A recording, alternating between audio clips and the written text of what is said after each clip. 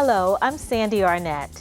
On this edition of Commuter Connections, we'll take a look at MTA locally operated transit systems, or LOTS. We'll pay a visit to the MTA Transit Store in downtown Baltimore. We'll show you how to get to this year's African American Festival. Our sister agency, MVA, recently launched a new secure license. We'll show you, and an app designed to help fight drunk driving, all here on this edition of Commuter Connections.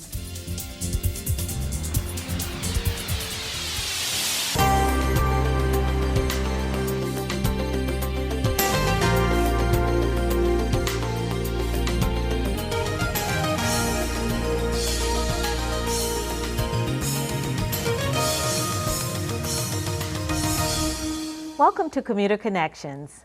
Many of us see MTA transit vehicles and train services on the streets, roads, and rails here in the Baltimore region. But MTA's reach goes far beyond Baltimore to points as far as Western Maryland and even the Eastern Shore. These distant services are administered through MTA's locally operated transit systems, or LOTS programs. And MTA Director of Local Transit Support, Beth Kreider, joined us recently to talk about these services.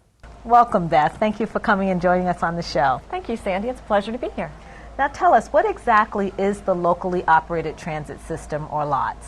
Locally operated transit systems are local services, bus services that are operated in each one of Maryland's jurisdictions, as well as a number of the municipalities, cities throughout the state. How exactly does the LOTS program differ from MTA's core services? Well, MTA offers not only bus service, but also rail service, metro, light rail.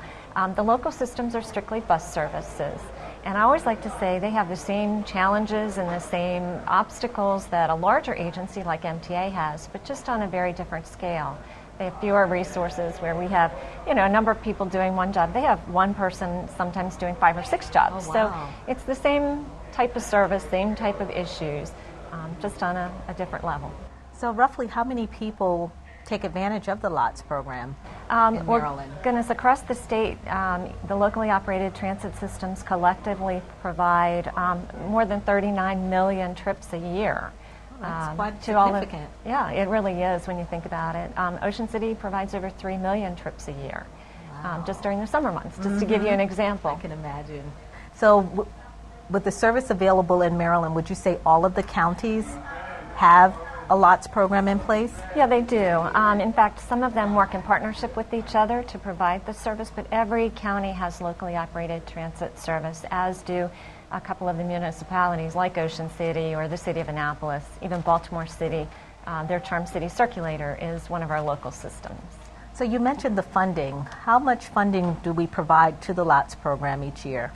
It really varies a little bit based on the capital projects that the jurisdictions are doing, but it ranges between $110 and $140 million a year. And what do they use that for? Is it to physically buy the buses, or is it for other things as well? We provide operating assistance, so to help offset the cost of actually operating the service in the jurisdictions, as well as the capital. So it could be buses, or it could be improvements to their facilities to better maintain the equipment. Okay. Even things like cameras on their buses, or tires, preventive maintenance. That's all funded through our programs too. Okay. And this is funding that you said they would get, this is annual? Yes. Okay. Yeah, there are grants that they receive annually to help support their services. Okay. So what has been their reception as far as, working in partnership with the MTA? How's that been received? I always say that there are 3 things that my office is responsible for, and that's the first one, they love funding, of course. Technical assistance, which really helps them to develop their products and support their needs. And then the dreaded part is the oversight. So when we bring the checkbook, they're very happy. But it truly is a partnership, because the state doesn't provide all of the funding. It's done through a partnership with the local jurisdictions. So the locally operated transit systems receive funding through their local governments to support the needs. And you mentioned the oversight. What does some of that include? Oversight, we really walk in the shoes of the FTA. We're responsible for making sure that they adhere to all of the federal requirements and the state requirements. It could be anything from making sure that they are providing ADA service, or Okay. it could mean that they are using the funds according to the federal requirements, things like that. Okay. So are there any plans to expand the LOTS program in Maryland? Not really, because every jurisdiction already has a local system. Where you may see some modifications to the programs is where we provide, as part of technical assistance, transit development plans, and we work in partnership to lay out a 5-year plan. So there could be modifications that come out as a result of that to either improve or enhance the service. Where I think you'll see, different things every year is really on the capital side. We know that we're going to be, we'll have a new contract in place for buses, and so we'll be helping to fulfill bus needs across the state to improve the state of good repairs and their equipment, things like that in the near future. Okay, that sounds wonderful. So if anyone wants additional information about MTA's LOTS program, where can they go to find it? Well, different ways that they can access information. All of the local jurisdictions are part of Google Transit. So if you're looking for routing information, I would suggest that someone try Google Transit to try and plan their trip. Or they can go onto the MTA website, and under Office of Local Transit Support, there's a map with links to the contacts in each of the local jurisdictions who could provide specific information about their programs. Or through our office here at MTA. Okay, awesome. Well, thanks again. This was great information for our viewers. I appreciate you coming on and joining us today. Thank you very much. It's always a pleasure to be here. Thank you. Coming up next, MTA has your best ride to one of our region's largest events. It's the African American Festival. That's just ahead.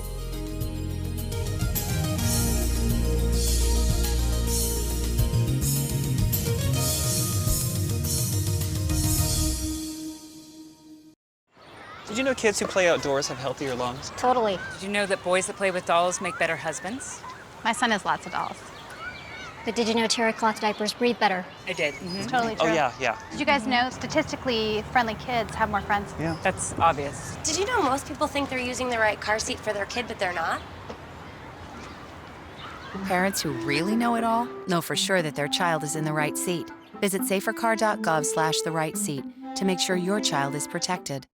Each year, tens of thousands of people descend on Baltimore for the excitement and fun of one of our region's largest events. It's the African American Festival. Shalonda Stokes of the festival joins us with information on this year's event and how to get there. Welcome to the show, Shalonda. Thank you for joining us. Thank you, Sandy. It's great to be here. So tell me now, when is the African American Festival and where is it going to be held this year?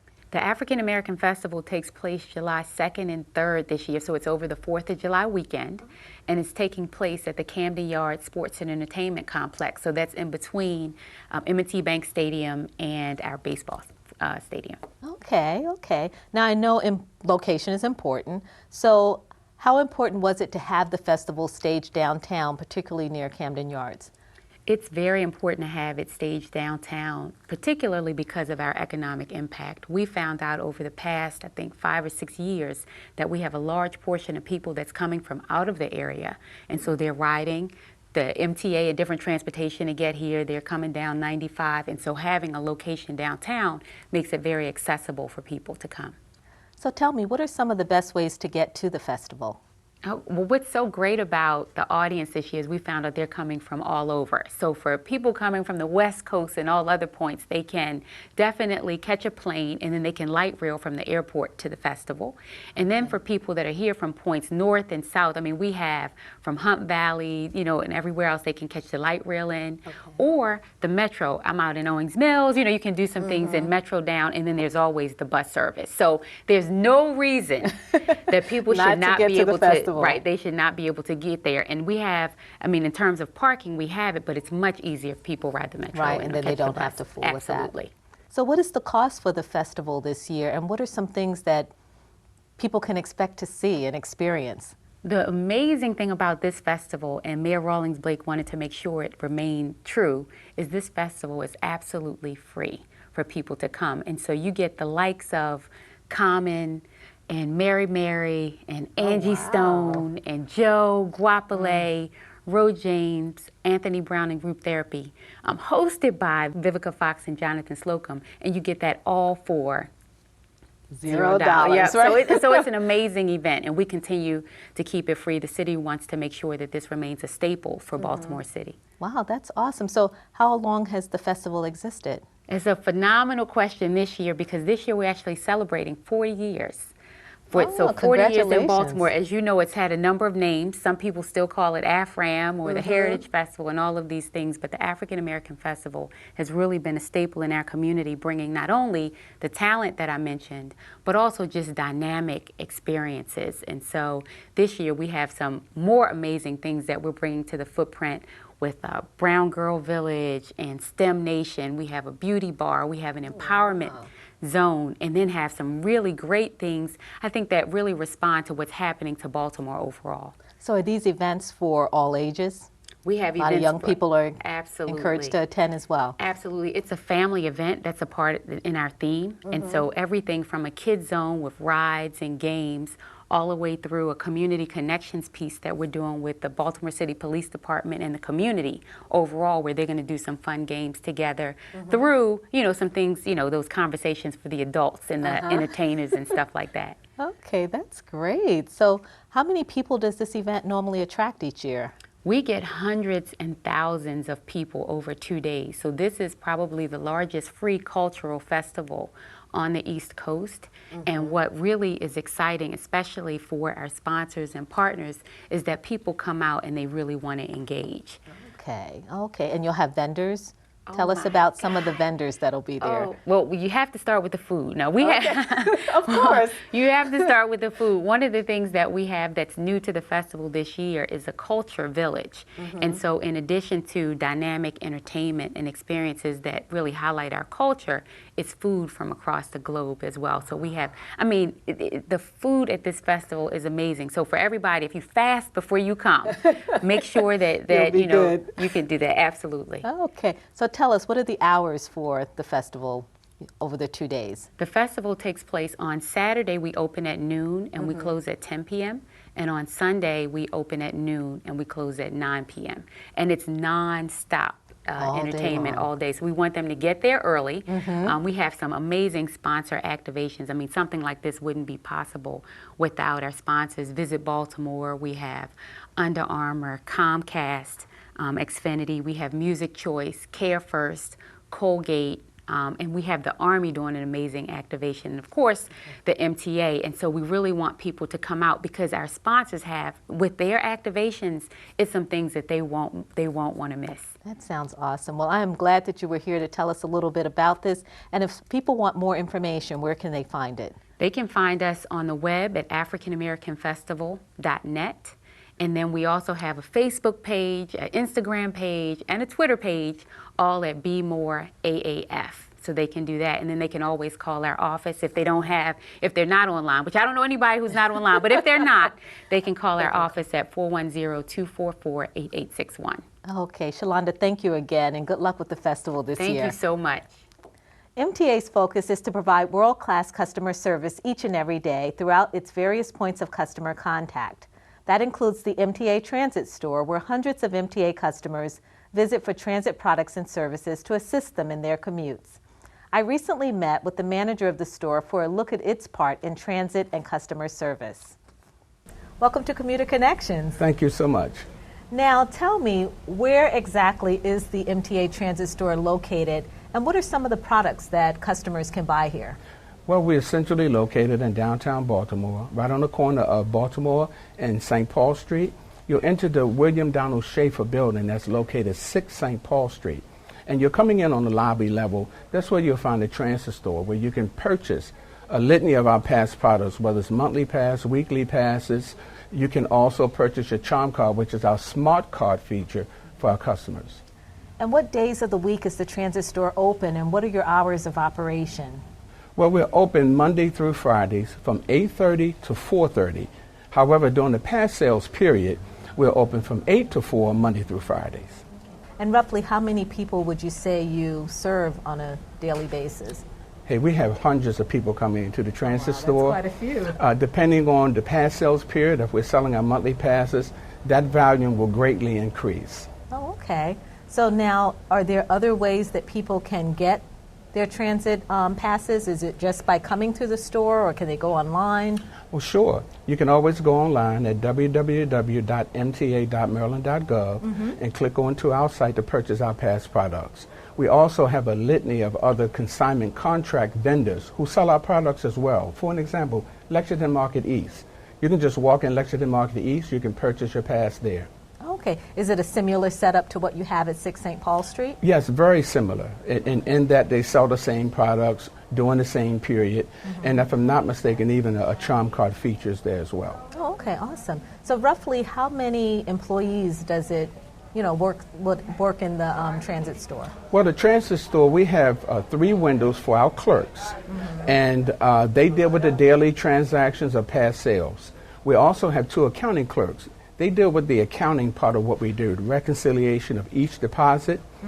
We also have one of the accounting clerks who deal with all of the online orders for the various types of passes that we sell. And we have a senior clerk. He deals specifically with all of our consignment vendors, managing that and making sure that they get their products in a timely manner.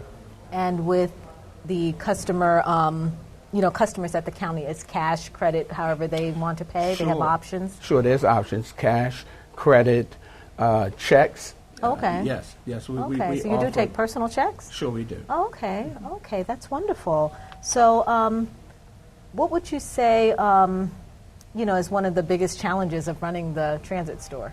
Well, the challenge is a great challenge because it's a part of our mission. As you know, MTA's mission is to provide world-class customer service. I get to see that daily. The clerks will come from behind the window. They're willing to go into the metro system or bus to help a customer with an issue pertaining to his charm card, which is our smart card, as well as any issues that they may have with their passes. Okay, and that's going above and beyond, so that's nice yes. that they're willing to do that. Oh, yes, that's very good. I'm very happy about that. So it sounds like you have an excellent team. But tell me, how have customers, how do they receive that? Well, what we've been able to do is cultivate some great relationships with the public. We believe that it's all about relationships. So as I said before, they'll come from behind the counter, they'll provide customer service. It's been really a great response, not only for our customers, but for us as well. Okay, awesome. Well, thank you very much. So if someone wants information again on the transit store, how can they find out? Certainly, they can go to our website again, www.mta.maryland.gov. Click on the Pass Store link, and there you'll find a wide variety of products that we're selling to the public daily. That's great. Henry, thank you so much for joining. This is great information for our viewers. Thank you. Just ahead, a look at a new and more secure driver's license our sister agency, MVA, is introducing to assist Marylanders in the fight against fraud. That's next. Stay with us.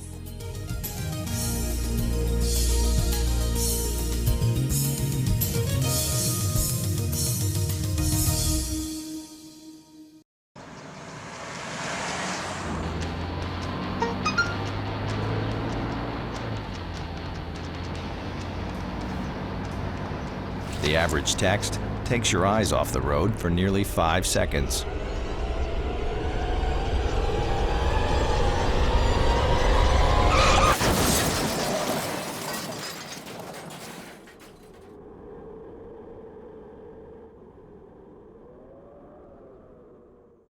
In an effort to fight identification fraud, our sister agency, MVA, is introducing a new, more secure state driver's license, which Marylanders will begin to be issued this month. I recently spoke with MVA Administrator Chrissy Nizer about the new license at MVA's official unveiling. Thank you for joining the show. Thank you for having me. So now tell me, why are we getting new driver's license, ID cards, and learner's permits in Maryland? Well, our car was last designed in 2003, so clearly it was time to move forward and enhance our security of our license. We care about the personal information of our customers, and frankly, our current card was just too easy to duplicate, so we needed to create a more secure product for Maryland residents. Okay, so what, how did this all get started? I mean, because, it seems like it's been a while since we've actually had the cards updated. What prompted the state to take action now? Sure. Well, we heard feedback from law enforcement as well as many of our partners that the cards were being duplicated, and we were seeing versions out on the street that were a pretty good semblance of what our card looks like. So we knew it was time. We put out a request for proposal, got back several responses, and we chose the most competitive one and sought about to design the license. Tell me, what are some of the features of the new card? So it's a polycarbonate card, which just basically means it's much more durable and much harder for anybody to take it and duplicate it. It's also laser engraved, which means normally printing is on the surface of the card, but this is actually embedded within the card itself, making it difficult to change any information that's on the card. Okay, and what is the cost? What are we talking about as far as, what would the cost of this be for the MVA or for the state? The great news is the cost for the customer remains the same as it is today. We've been able to implement this new, much more secure card for the exact same price, so no increase in fees whatsoever. Oh, that's great. That's great news. Yes. So if I am in the process of getting a new card, I want the new secure card, driver's license. Tell me, what's the process that I would need to go to? How would it differ from what I do now? So we start issuing this card on June 20th to all Maryland residents who currently get their cards by mail. We actually issue about 40% of our driver's license and ID cards through the mail today. Oh, okay. So for those customers, nothing will change. And then starting July 11th is when the process will change for all customers. And they'll come to the MVA branch office like they normally do or go online to do their transaction. The only difference is they'll leave with their old license as well as a receipt. They'll keep those two products together and receive their new product within 7 to 10 business days in the mail. Once they receive the new product, we recommend they destroy the old product because it is, a secure card, like a credit card, and you would want to take care with that. Oh, okay. And will people be able to use it traveling if they have not yet received their new card? That's right. The information is automatically updated in our system, so law enforcement immediately has access to the fact that they've renewed their product. And we're doing a lot of education, not only with our law enforcement partners, but others like TSA. We've talked to TSA, and they've informed us that they will accept the expired license along with the receipt, so no need to worry if you're going to be traveling. Okay. And for people who are, just say you want the new card, maybe it's not time where your card has expired. Can you still get it?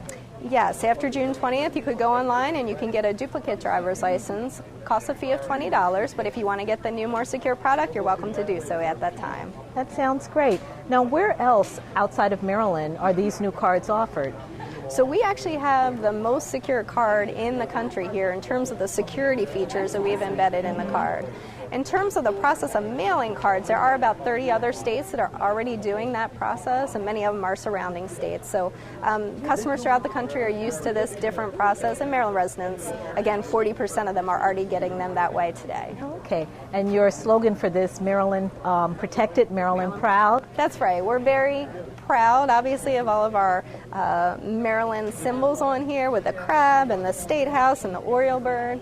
And we're also proud to be protecting all of our customers' identity. We know that identity theft is a significant crime in the U.S. right now. Motor Vehicle Administration has a significant amount of that information, and we want to protect that for the customer. That's awesome. And I understand that there's going to be a special designation for veterans. Can you tell us about that? Right. Right on the front of the license, it will indicate veteran on there. And so this is something we've worked with the veteran community on. It was very important to them. And so, again, we're so grateful for their service and proud to be able to show that on the front of the license. That's awesome. So there's a lot to look forward to. In June, we'll bring the new cards. Yes. So thank you so much for joining us. We appreciate your time. Thank you. Coming up next, a phone app to assist drivers in refraining from drinking and driving. Stay with us.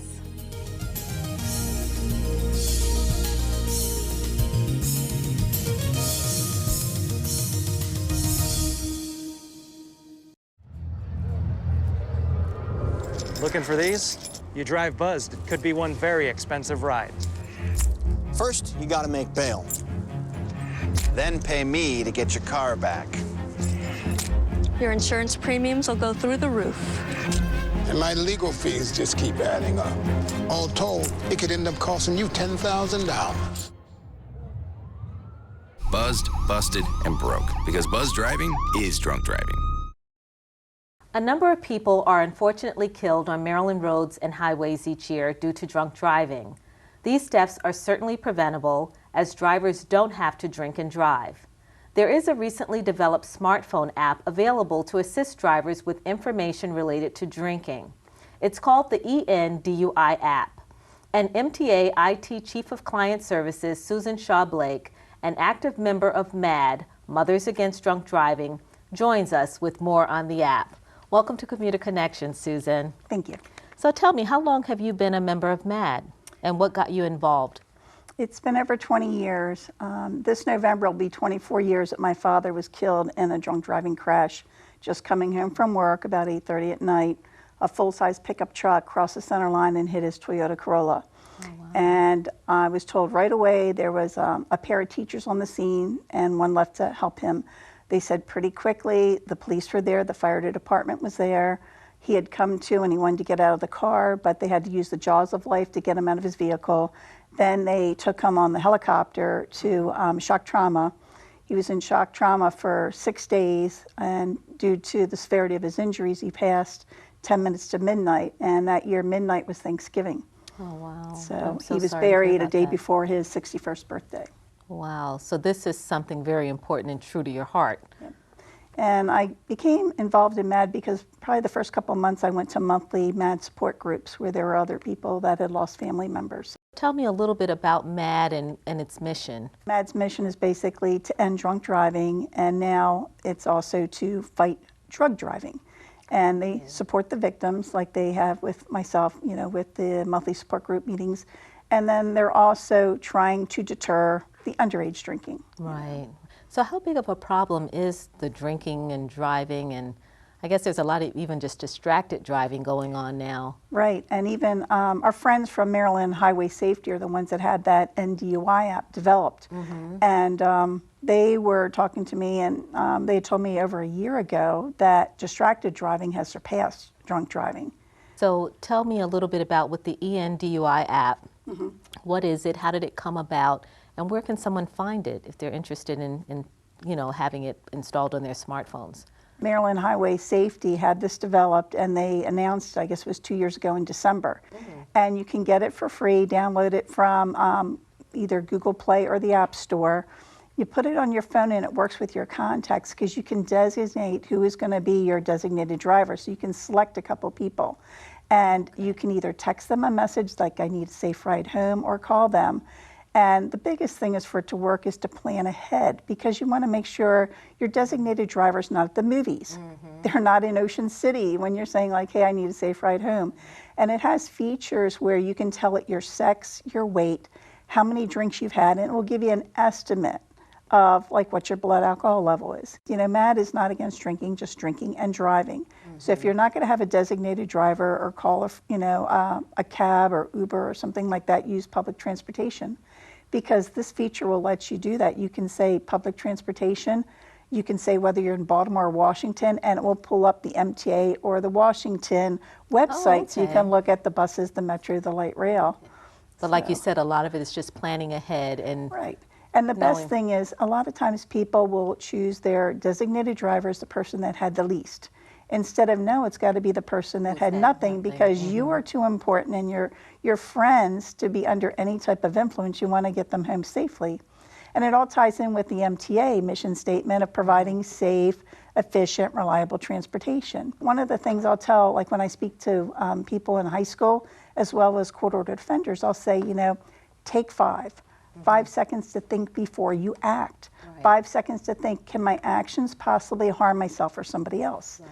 And if you do that, and you're like think about others, not just yourself. Mm-hmm. You know, and you have to, because the life you saved may be your own. Right. But again, too, if you're in an accident, you could be threatening and putting someone else's life in danger as well. So have the designated driver, have a means of getting home. There's lots of transit out there.